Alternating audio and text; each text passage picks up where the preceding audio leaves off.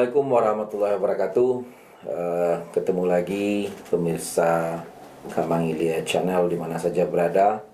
Alhamdulillah pada hari ini kita sudah bersama salah seorang sumber kita, yaitu Uninel. Beliau adalah dosen atau staf pengajar di Politani Payakumbuh, dan kita akan berbincang-bincang dengan beliau terkait dengan Politani, terkait dengan sekolah lapang peternakan yang dilaksanakan oleh Nagari Kamangilia, dan juga nanti kerjasama antara Nagari Kamangilia dengan Politani Payakumbuh. Selamat sore Ninel. Selamat sore Pak Wali. Assalamualaikum Warahmatullahi wabarakatuh. Jadi pemirsa Kamangilia Channel, kami memang kakak beradik, senior dan junior. Jadi pada hari ini mudah-mudahan kita bisa bicara lebih santai, berbincang-bincang lebih santai. Oke Uni, mungkin bisa perkenalan dulu Uni. Boleh. Nama saya lah ya. Narzifati, itu dosen Politeknik Pertanian Payakumbuh dengan jurusan Peternakan dan Kesehatan Hewan, khususnya prodi Teknologi Peternakan. Ya. Jadi Uni, saat ini kita di Nagari Kamangilia sedang melaksanakan sekolah lapang peternakan. Ya. Nah, bagaimana respon Uni selaku sekretaris jurusan peternakan dari Politani? Oke. Sebenarnya sekolah lapang itu cukup bagus ya, karena di situ saya lihat tadi memang antusias dari peternak, tidak hanya satu bidang ya. Ada bidang peternakan unggas, ada bidang ternak ruminansia kecil dan besar, dan juga malah ada ibu rumah tangga yang tidak mempunyai ternak, akan tetapi mereka mempunyai antusias ya untuk belajar di sekolah lapang, ingin mendapatkan ilmu yang ada yang kami berikan untuk peningkatan produksi lah untuk peternakan atau peningkatan income bagi rumah tangga mereka. Nah, kalau dilihat dari tadi, sejak mulai awal kita berkenalan dengan mereka, kemudian kita memberikan BIMTEK lah ya, bimbingan teknis kepada mereka, antusiasnya ada. Malah mereka inginlah untuk kita kembali ke sini, memberikan sesuatu yang berharga bagi mereka yang sebelumnya mereka belum dapatkan. Mungkin mereka dapatkan dari yang lain, tetapi dengan materi yang kita berikan, mereka ingin sekali lagi kita sampai di sini. Walaupun dengan tanda kutip mereka menjemput di suatu tempat agar saya mau kemari. Saya welcome ya, welcome, mau aja ke sini. Asal mereka mau menerima masukan dari kami orang peternakan. Kalau orang peternakan ini kan bagaimana agar produksi baik itu ternak kecil, unggas maupun besar itu meningkat. Nah, asal kesadaran masyarakat, kesadaran dari peternak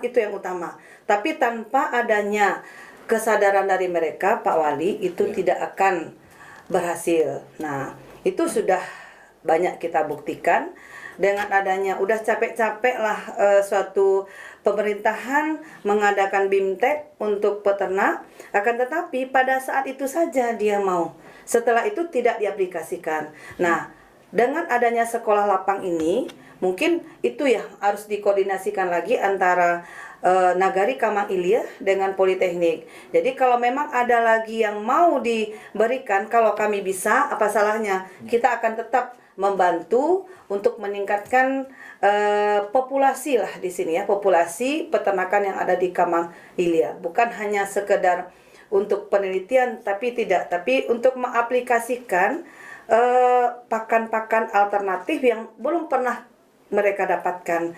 Nah, jadi bagaimana agar menekan biaya produksi untuk selanjutnya ya Pak Wali. Tadi cuman kita feed aditif ya.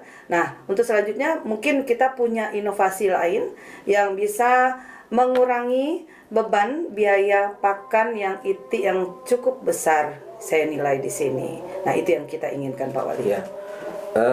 Jadi kan hari ini kita sudah Uni sudah memberikan materi ya, Oke, materi tadi. iya. Materi tentang apa Oke. untuk hari ini? Hari ini kami dari Politani itu memberikan tentang ekoenzim. Nah, selama ini ternyata di sini sudah membuat ekoenzim, akan tetapi ekoenzim ini untuk pupuk. Ya. Nah, tapi saya memberikan ekoenzim itu berbasis tanaman obat, sehingga dengan dengan adanya kita memberikan tanaman obat tadi, dia bisa, kalau dengan eko itu jangka panjang Pak Wali. Kalau fermentasi biasa itu 2 minggu selesai panen. Kemudian kalau tidak kita berikan, kadang-kadang tumbuh lagi, kemudian bisa-bisa rusak ya. Tapi kalau ekoenzim itu tahan bertahun-tahun, tetap tahan, karena mikroba yang bertahan di dalam bakteri yang ada di dalam enzim itu cukup lama. Dia menghasilkan enzim tuh Pak Wali. Jadi kalau mereka sudah panen nanti, dia bisa disimpan di dalam wadah yang tertutup rapat. Jadi bisa digunakan sedikit demi sedikit. Mereka packing lah berapa mereka butuh. Yang besar bisa disimpan lebih lama lagi. Jadi ekoenzim itu kan apakah untuk pakan ternak ruminansia atau untuk pakan ternak unggas? Oke. Ekoenzim itu kalau berbasis tanaman obat itu bisa kita berikan ke ternak sapi, boleh dalam air minum. Kalau enggak, kita ke pakannya. Kalau ternak unggas selama ini dalam penelitian kami memberikan ke air minum. Ke dalam pakan, apa salahnya tiap kita memberikan, kita berikanlah eko itu kita aduk dalam pakan, langsung dikonsumsi oleh ternak. Jadi nggak mungkin akan terbuang. Kalau air minum kita berikan jangan terlalu banyak ya. Jadi berapalah konsumsi air minum sehari, maka kita takar, kita berikan eko di dalamnya. Nah, itu sangat bermanfaat sekali karena dia berfungsi sebagai antibakteri, membunuh bakteri-bakteri patogen yang ada dalam saluran pencernaan dari ternak unggas tersebut atau pada ternak ruminansia. Sama aja Pak Wali. Oke, terkait dengan kegiatan kembali ke sekolah lapangannya nih. Ya. Nah, di Nagari Kamanghilia kan kita sudah jalan sampai 5 kali atau 6 kali pertemuan. Ya. Nah, seperti apa bentuk kerjasama sebenarnya yang bisa ditawarkan atau diberikan kepada nagari dari Politani ini nih? Oke. Seperti tadi wawancara yang telah tanya jawab dengan peternak, mereka menginginkan sesuatu ya. Sesuatu misalnya bagaimana mereka mendapatkan alat yang tidak didapatkan dari nagari. Nah, kami juga nanti bisa menawarkan itu dengan catatan kita membuat usulan kepada pemerintah. Artinya ada usulan penelitian dan pengabdian, kami ambil pengabdian. Syaratnya adalah di nagari itu sudah ada kelompok ternak yang memang terdata di pusat. Jadi kita usulkanlah apa yang mereka butuhkan sesuai dengan programnya kita, pengabdian ke ternak ya. Mereka butuh misalnya peningkatan pembuatan pupuk misalnya, atau yang lain lah ya. Kita butuh mesin. Nah, di dalam PKM itu kita bisa mengusulkan dalam dananya alat. Disokin, enggak apa-apa, masalah itu akan kita buat di situ. Nah, apakah itu hanya di proposal? Enggak, kita akan belikan alat itu sesuai dengan anggaran yang ada dalam proposal tadi. Nah, itu kemudian kita akan membina mereka. Kalau dari pengabdian itu tujuan akhirnya adalah mereka di kelompok itu bisa menghasilkan perubahan dari masyarakat itu. Kalau mereka masak pupuk, nanti sampai ke patennya, biasanya ya paten sederhana kita usulkan dan kita publish bahwasanya di sini ada pupuk yang seperti ini. Karena tadi ada eko kan. Nah, kita bisa pengurainya untuk menjadi pupuk itu kita pakai eko yang telah kita ajar tadi. Nah, itu intinya di sini. Kan tidak hanya pupuk. Kita dari ternak tadi kita memberikan ke ternak, ternak konsumsi pakan, nafsu makan meningkat, feses tentu juga banyak. Feses banyak nanti itu digunakan untuk pupuk. Pupuk dikeringkan menjadi kompos. Kompos menambah income peternak. Itu kerjasama yang bisa kita tawarkan seperti itu. Ya, itu kan salah satunya. Ya. Nah, bagaimana pendapat Uni dengan usaha peternakan itu dari hulu sampai ke hilirnya? Apakah dari bincang-bincang tadi mungkin tidak di Kamang Hilia ini dilaksanakan dari hulu sampai ke hilir dari usaha peternakan itu sendiri? Oke, dari hulu ke hilir ya. Ya, misalnya gini, pakan ternak masyarakat yang bikin untuk kebutuhan ternaknya, kemudian hasil dari peternakan itu sendiri, misalnya ada yang memproduksi susu kambing, ada yang itik itu ada telurnya. Jadi masyarakat peternak kita tidak lagi menjual dalam bentuk mentah. Ya, misalnya telur mentah, susu mentah, tapi sudah dalam bentuk produk yang lain. Nah, apakah ini bisa dibantu oleh Politeknik untuk bagaimana produk-produk itu produk jadi gitu nih? Oke. Nah, mungkin kalau itu bisa saja ya. Artinya kalau telur ya, telur itu bisa kita jadikan telur asin. Ya. Kita pailah sampai kita pelabelan dia, tapi sampai ke rasanya memang klop itu adalah telur asin yang seperti diisi cincin. Nah, kemudian telur itu mungkin ada yang bagian THT ya. Kalau kita bisa produksinya banyak, apa salahnya kita bikin randang telur? Ya, tidak hanya telur ayam, tapi telur itik. Tapi kita harus punya teknologi juga bagaimana menghilangkan bau amis dari telur. Kemudian ke itik. Itik itu juga kita bisa jadikan ya. Sekarang kan favorit juga tuh. Itik itik penyet. Kemudian orang kan ayam penyet, sekarang itik penyet. Kemudian juga bisa sekarang itik lado hijau. Apa salahnya kita bikin itik lado hijau di packing dengan daya tahan yang lama, kita bisa pasarkan. Karena itik itu kan tidak semuanya suka, tapi kalau dengan cita rasa bisa menghilangkan sesuatu dari itik tadi, maka saya rasa orang akan menyukai. Saya salah satu pencandu itik lado hijau gitu loh. Nah, dari itik tadi kan, dari mulai kita pelihara dari awal. Kalau yang jantan kita jadikanlah itik bujangan tadi sebagai itik pedaging ya. Itik ayam penyet, itik penyet tadi. Nah, yang betina kita ambil produksi telurnya, kita jadikanlah kita olahlah jadi telur asin. Nah, kita lihatlah kalau potensi Kamang kayaknya tinggi ya, karena di sini saya lihat dulunya asal muasal itik itu ada dari Kamang, itik Kamang salah satunya. Kenapa kita tidak mengembangkan itu? Walaupun ada satu rumah atau yang populasi besar saya nggak dengar lagi di sini. Apakah memang sudah habis Pak Wali atau sekarang bersembunyi atau gimana gitu loh.